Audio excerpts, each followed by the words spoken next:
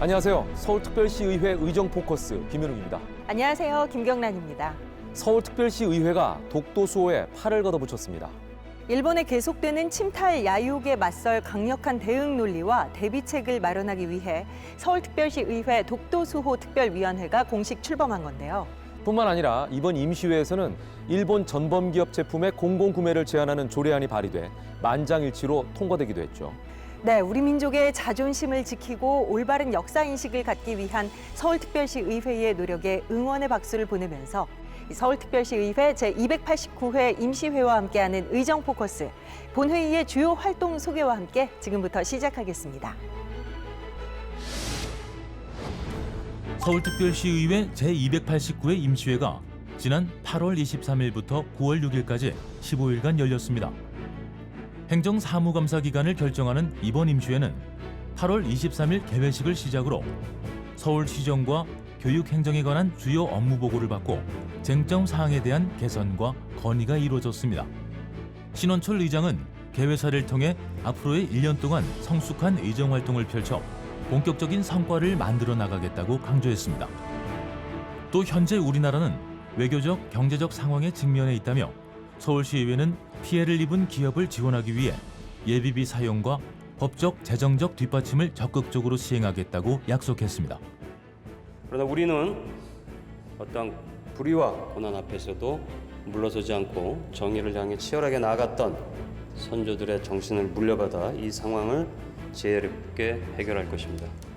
우리가 이번 위기를 지혜롭게 헤쳐나가기 위해서는 온 국민의 단합된 끈기와 불굴의 지속력이 필요합니다. 감정적인 대응이 아니라 치밀한 전략으로서 내적 변화를 함께 모색해 나가야 합니다.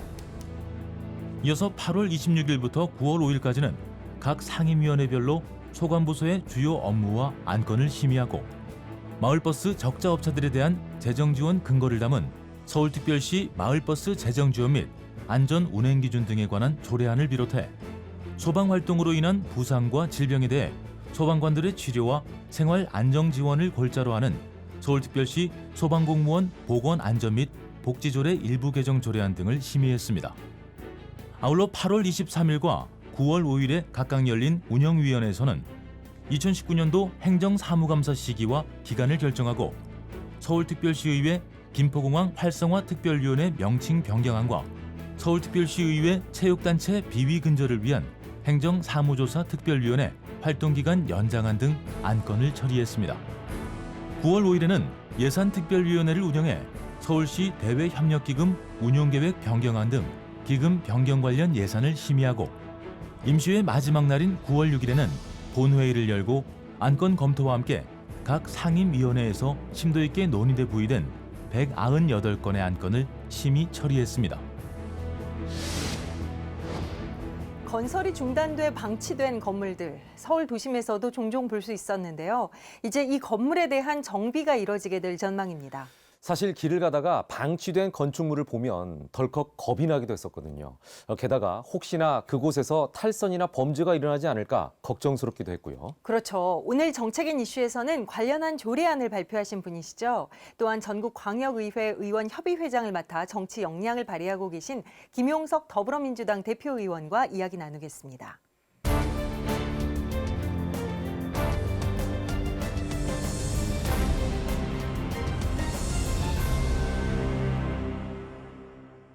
네, 김용석 의원 안녕하세요. 반갑습니다. 반갑습니다. 네, 아니, 어떻게 지내세요?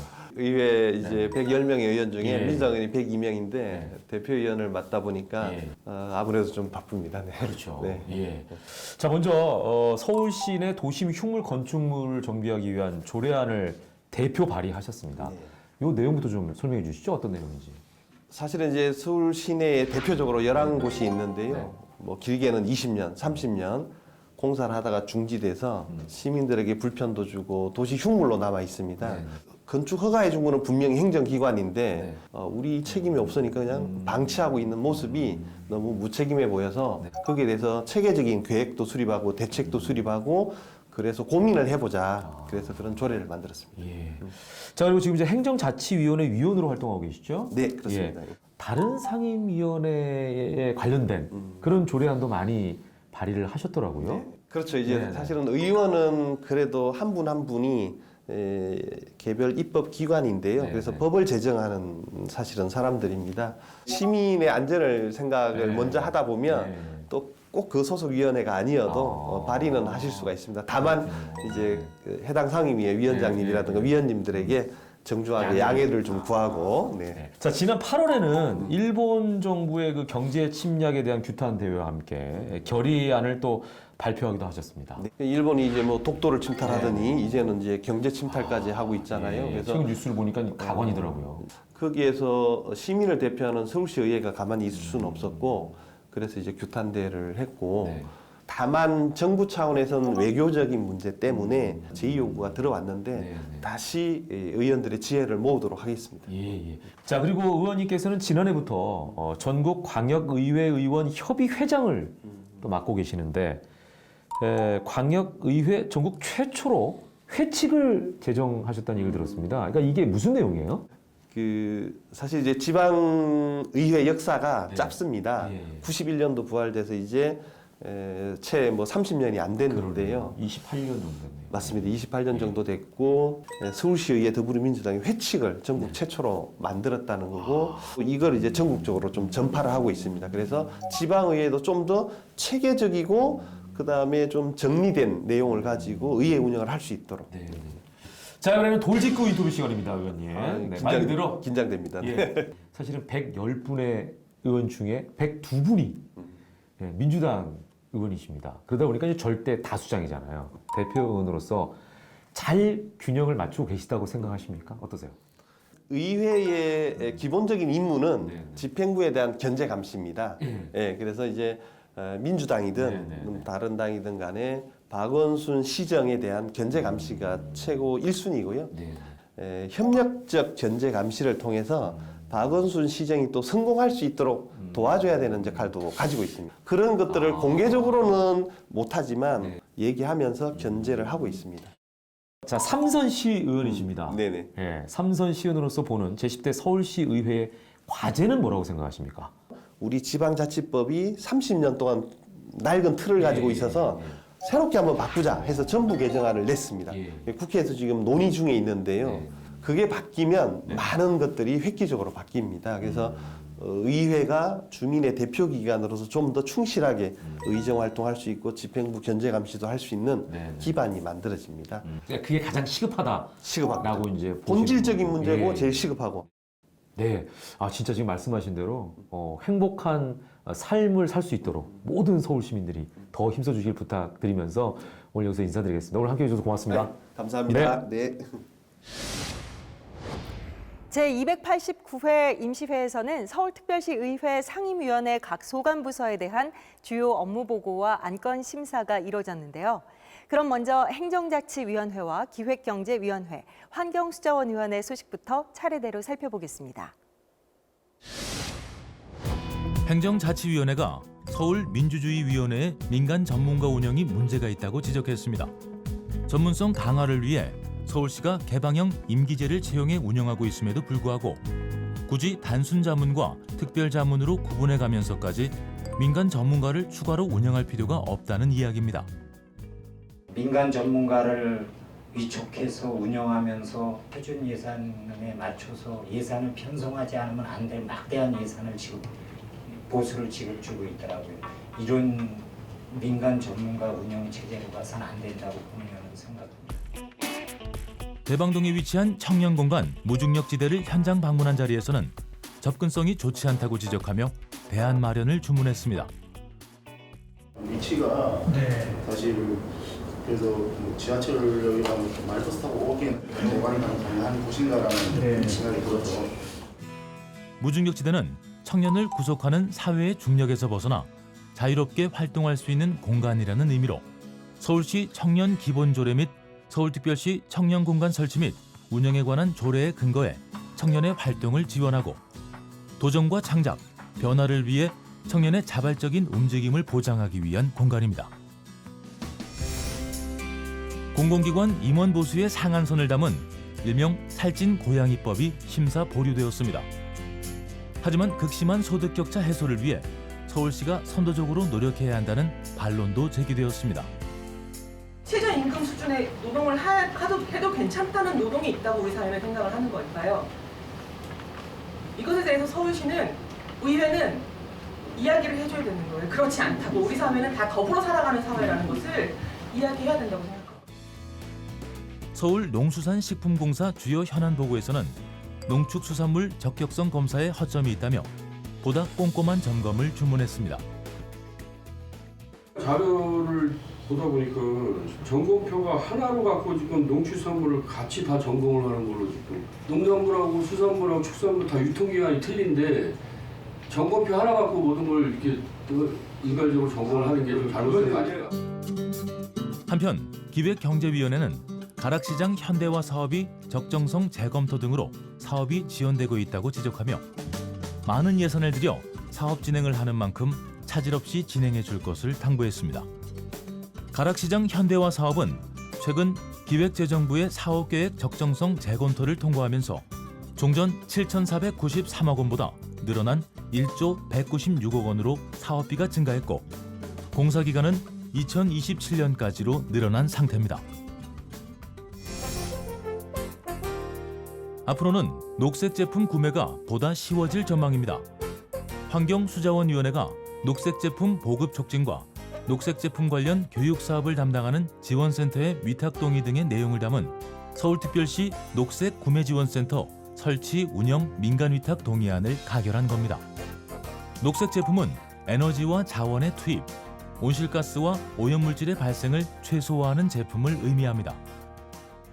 제대로 하기 위해서는 4억이라는 금액이 본의원도 적당하다고 이렇게 생각이 되어집니다.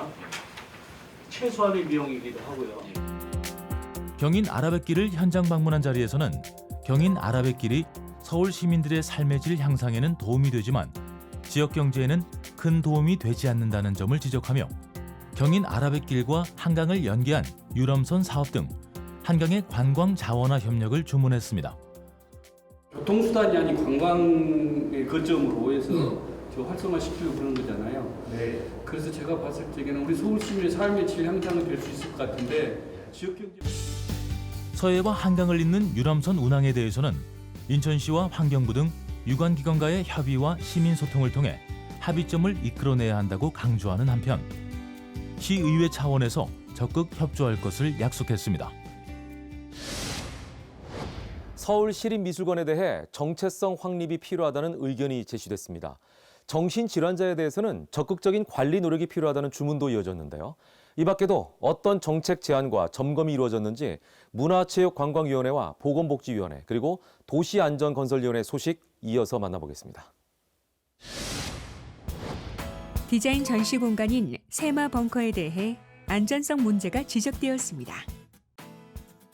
안전성 평가에서 기준도를 받았는데 올해도 계속 전시회는 진행이 되고 있어요. 이 작품이나 이런 또 관람객들의 안전에는 전혀 문제가 없는 건지. 세마 벙커는 2005년 버스 환승센터 공사 중 발견된 여의도 지하 벙커로 박정희 정부 때 설립된 것으로 추정되며 도시 재생을 통해 지난 2017년 디자인 전시 공간으로 재개관된 바 있습니다. 서울시가 운영하고 있는 직장운동경기부에 대해서는 인지도가 낮다고 지적하며 팀 활성화 방안 마련을 주문했습니다. 내력을 보니까 2002년도부터 거의 20년이 다 돼가는 사업이잖아요. 그럼에도 불구하고 이렇게 안 알려져 있다는. 서울시는 지난 2002년부터 20개 종목 21개 팀으로 직장운동경기부를 운영 중인 상태입니다. 보건복지위원회가 성평등위원회 구성 변경을 사전적으로 추진한 상태에서 조례 개정을 하는 것이 절차상 문제가 있다고 지적했습니다. 명백한 절차 위반입니다. 조례에 있는 근거를 무시하고 이미 집행하고 실행하고 이거 말이 안 되잖아요. 개정안에 포함된 개편된 성평등위원회는 이미 지난 1월부터 변경 운영되고 있는 상태입니다. 시민건강국에 대해서는 정신질환자 관리 체계를 점검하는 한편 사고가 발생하지 않도록 시 차원의 적극적인 노력을 당부했습니다. 그럼 현재는 정신질환자가 치료를 받고 퇴원을 했다. 그 후에 관리 체계는 혹시 어떻게 하고 계시는지 하고 계십니까? 현재 서울시는 정신응급상담전화를 운영하는 한편 의료기관과 경찰, 소방 등이 참여하는 정신응급 민관협의체를 운영 중입니다. 재해 발생 시 초동 대처 등 재난관리 업무를 보조하는 자율방재단에 대한 지원이 강화될 전망입니다. 자율방재단에 대한 예산 지원 강화를 통해 재난관리의 효율성을 제고하는 내용을 담은 조례안이 통과된 겁니다. 지분을 일정으로 해서 활성화되지 않는 자치구에는 또 어떻게 보면 활성화를 좀 독려하는 차원도 계기로 될 수 있지 않을까. 건조시설 증설 공사가 지연되고 있는 중랑물재생센터에 대해서는 예산 낭비 상황을 지적하고 대책 마련을 촉구했습니다. 350톤이면은 대충 가격만 들어도 100억이 넘는 돈을 절감할 수 있었는데 이 공사가 늦어지면서 그 절감액 자체가 없어졌거든요. 이거 누가 책임지실 겁니까?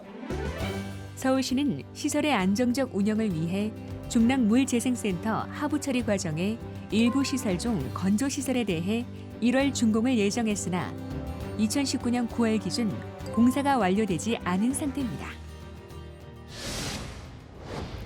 안전성을 담보하지 못한 정동아파트 리모델링 사업이 도마 위에 올랐습니다.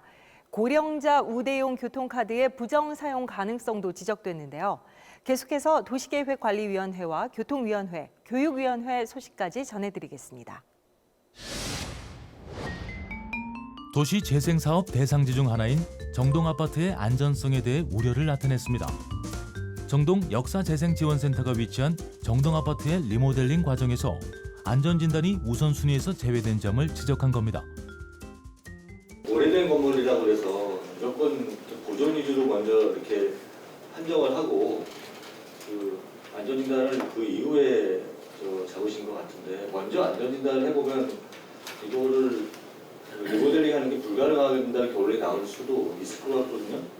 순서가 좀 바뀐 것 같아요. 관악구청과 낙성 벤처밸리 조성지를 현장 방문한 자리에서는 서울대 후문 일대의 일부 훼손과 방치로 공원 해제가 필요하다는 점을 들며 범정부 차원의 전략적인 해결 방안 마련을 촉구했습니다. 예컨대 산자부라든가 교육부에서는 서울대가 있으니까 교육부에서 지원하는 사업으로 진행을 할 수도 있을 것 같고요. 그 안에서 논의를 하고서 국토부랑 협업을 해서 공원 부지에 대한 해제를 이끌어내면은 어떨까 싶거든요. 한편 도시계획관리위원회는 낙성 벤처밸리 조성 사업이 균형 개발과 지역경제 활성화에 초점을 맞추고 있는 만큼 벤처와 스타트업의 창업 생태계 구축과 많은 신생기업의 조기 안착 등 성공적인 사업 진행을 위해 적극 지원하겠다고 밝혔습니다. 교통위원회가 적자 운영 중인 서울교통공사에 대해 강력하게 질책했습니다. 막대한 규모의 차익 채무와 만성적인 경영 적자에 대해 공사 차원의 해결 노력이 부족하다는 겁니다. 사장님이 도시철도공사 2년, 서울메트로 1년, 현재 서울교통공사 통합사장 2년 등 총 5년 동안 서울교통공사 재무구조는 어땠습니까? 많이 개선됐나요? 운전면허를 자진 반납하는 고령자에게 주어지는 고령자 우대용 교통카드에 대해서는 부정 사용이 의심된다고 지적했습니다.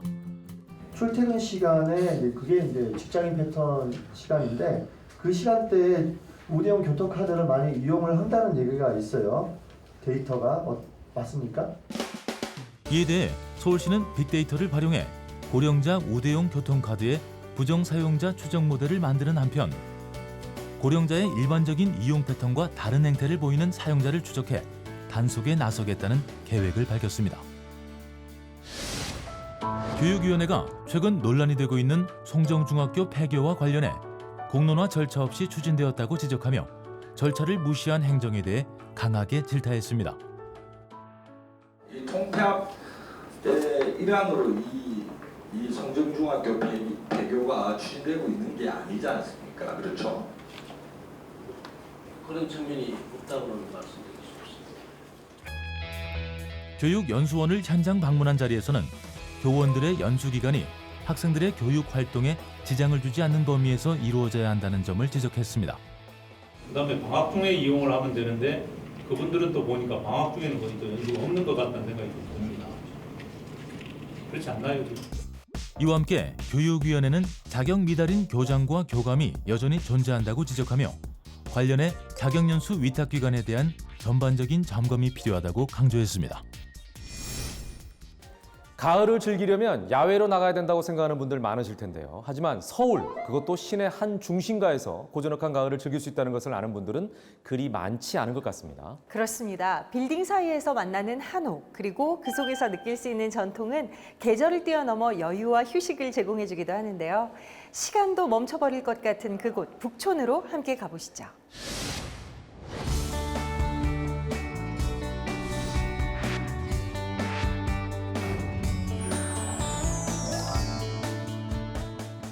매끄러운 곡선과 절제의 미가 담긴 한옥. 그 안에서 역사와 전통이 담긴 아름다움을 만날 수 있는 곳이 있습니다. 다양한 전통 문화를 체험하고 시민들에게 여유와 휴식을 주는 북촌의 사랑방, 북촌문화센터를 찾아갑니다.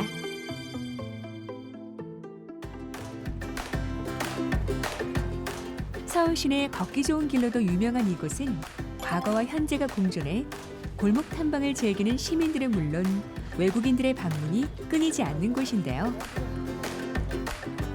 개동 골목을 걷다가 잠시 쉬어가고 싶다는 생각이 들 때 만날 수 있는 이곳이 바로 북촌문화센터입니다. 북촌문화센터는 조선 말기 세도가였던 민제 무관댁 또는 개동 마님댁으로 잘 알려진 곳을 서울시가 매입해 북촌의 역사와 가치 그리고 전통 문화를 알리는 등의 목적을 위해 2002년에 개관한 시민문화 향유 공간인데요. 과거와 현재 그리고 미래까지 한 마을의 역사가 고스란히 살아있습니다. 북촌문화센터에서는 시민들이 전통 문화를 보다 쉽게 접하고 만들 수 있도록 문인화, 규방공예, 민화는 물론 가야금 등 전통문화 강좌를 운영하고 있는데요. 별당에서는 조선시대 양반집 규수들이 바느질을 통해 다양한 생활용품을 만들었던 규방공예 강좌가 진행되고 있었습니다. 매듭 짓고 뒤에 그 조금 남은 실을 짧게 정리를 하셔야 작품이 완성됐을 때도 좀 지저분해 보이지 않거든요. 이건 뒷면이에요. 전통 자수와 보자기, 조각보 등을 통해 만나는 화려하면서도 섬세한 아름다움이 만드는 사람은 물론 보는 사람들로 하여금 숨죽여 지켜보게 만들 정도입니다. 확실히 한국적인 그 아름다움, 그 전통 같은 거 뭐 이런 것도 느껴지고요. 또 실생활에 이용할 수 있는 그 물건들을 만들 수 있어서 좋아요. 센터 내 대청마루 공간에서는 시민 자율 강좌가 열리고 있었는데요. 시민 자율 강좌는 말 그대로 역량 있는 시민들이 재능을 발휘하며 문화예술을 체험하고 배움의 기회를 나눌 수 있는 자리랍니다. 이 수업은 문자로도 표현하는 새로운 아름다움이라는 수업인데요. 문자와 그림이 결합한 문자도는 다양한 서체에 색상을 입히고 구도, 왜곡, 상징, 변형 등을 통해 그 의미를 더하게 됩니다. 천에다 그림 그리는 것 자체가 되게 신선한 것 같고요. 그리고 저는 또 개인적으로 꽃을 좋아해가지고 꽃 그리고 있으니까 또 기쁜 마음으로. 북촌 풍경을 화폭으로 담아내기 위한 스케치 강좌도 한창이었는데요. 그림에 소질이 없는 분들, 이제 걱정은 그만. 이곳에서는 시민 강사의 도움을 받아가며 누구나 초보 화가가 될 수 있답니다. 예, 실력 굉장히 많이 늘었죠. 그리고 무엇보다도 그리는 자체가 너무 기뻐요. 누구나 방문해 쉬어갈 수 있는 이곳에서는 시간도 잠시 멈출 것만 같습니다. 전통 체험 기회들을 더 많이 제공을 해서 우리 문화와 역사가 이렇게 되게 소중하고 아름답다라는 거를 더 많은 어떤 기회를 통해서 전달하고자 합니다. 고요함과 한적함, 선선한 가을바람이 불어오기 시작하는 계절. 가까운 북촌의 아름다운 한옥에서 다양한 전시와 체험이 함께하는 성숙한 마을 여행 어떨까요? 서울 시민 절반 이상이 서울특별시 의회와 의정활동에 대해 부정적으로 평가하는 것으로 나타났습니다. 네, 서울특별시 의회가 여론조사 전문기관에 의뢰한 서울특별시 의회에 대한 서울시민 인식조사에 따르면요. 서울특별시 의회나 시의원의 의정활동에 대해 어느 정도 알고 있냐는 물음에 75.8%가 모른다고 답했다고 합니다. 반면 체감도 높은 의정활동에 대한 요구도 있었는데요. 시민들이 시의회에 가장 바라는 점이 바로 실질적이고 적극적인 의정활동이라고 하는군요. 여러모로 새겨야 할 부분인 것 같습니다. 제10대 의회 들어 의원이 발의한 조례가 그 어느 때보다 늘었다는 소식 저희가 전한 바 있잖아요. 아무래도 추진 중인 정책에 대해 높은 성과를 증명해달라는 시민들의 간절한 요구가 이번 조사 결과에 담긴 메시지가 아닐까 생각합니다. 그렇습니다. 적극적인 의정활동을 위한 채찍으로 생각하고 시민들과 더 많은 소통, 교류를 통해 시민들의 삶에 긍정적인 변화를 가져올 수 있는 서울특별시 의회가 되길 바라면서 제289회 서울특별시 의회 임시회와 함께한 의정포커스는 여기서 마치겠습니다. 시청해주신 여러분 고맙습니다.